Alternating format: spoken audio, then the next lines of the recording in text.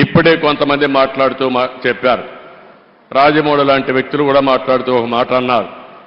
ఆయన చేయాల్సిందంతా చేశారు, మనమేం చేయాలి? ఈ సందర్భంగా ఆంధ్రప్రదేశ్లో ఉండే, తెలంగాణలో ఉండే తెలుగు వారందరికీ విజ్ఞప్తి చేస్తున్నా, మనం కోరుకునేది తెలుగు జాతికి ఆయన చేసిన సేవల కోసం ఈ వ్యవస్థ చిరస్థాయిగా ఉండాల్సిన అవసరం ఉంది. ఈ లెగసీని కంటిన్యూ చేయాల్సిన అవసరం ఉంది. అందుకే కిరణ్ గారిని, వారి కుటుంబ సభ్యులను కోరుతున్నా. అదే మరి వారి పిల్లలు ఉన్నారు ఇక్కడ. ఆయన స్థాపించిన వ్యవస్థ ఆయన కుటుంబ సభ్యులదే కాదు, 10 కోట్ల తెలుగు ప్రజానికానిది, ఆయన ప్రజల ఆస్తి. అలాంటి ఆయన స్థాపించిన వ్యవస్థల్ని భావితరాలకు అందించే బాధ్యత వారు తీసుకుంటే, మనందరం కలిసి ఆయన స్ఫూర్తి ఎల్లప్పుడూ తెలుగు జాతిలో ఉండే విధంగా మనం ఆలోచించాల్సిన అవసరం ఉంది. ఎన్టీ రామారావు గారికి కూడా భారతరత్న ఇవ్వాలని చెప్పి మనం ఎప్పటి నుంచో పోరాడుతున్నాం. అదే సమయంలో రామోజీరావు గారికి కూడా భారతరత్న సాధించడం మనందరి బాధ్యత. ఒక పక్క ఎన్టీ రామారావు గారు, ఒక పక్క రామోజీరావు గారు, ఇద్దరికి ఇద్దరే అలాంటి మహానాయకులకి, యుగ పురుషులకి మనం నివాళులర్పించడం అంటే ఇలాంటి కార్యక్రమంలో భాగస్వాములు కావడమేనని చెప్పి నేను మీకు తెలియజేస్తున్నాను.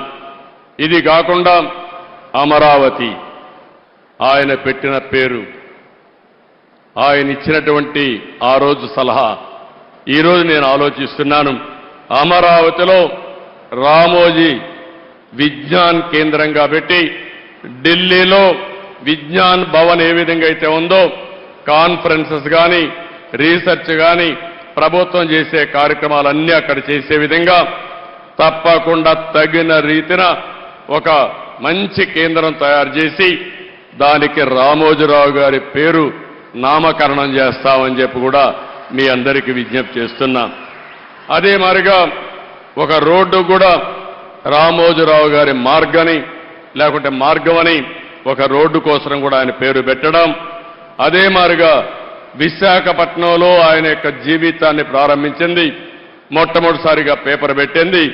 అందుకే విశాఖపట్నంలో చిత్ర నగరి అని ఒక పేరు పెట్టి సినిమా షూటింగ్లు చేయడం కోసం ఇప్పుడే మిత్రుడు పవన్ కళ్యాణ్ గారితో మాట్లాడా.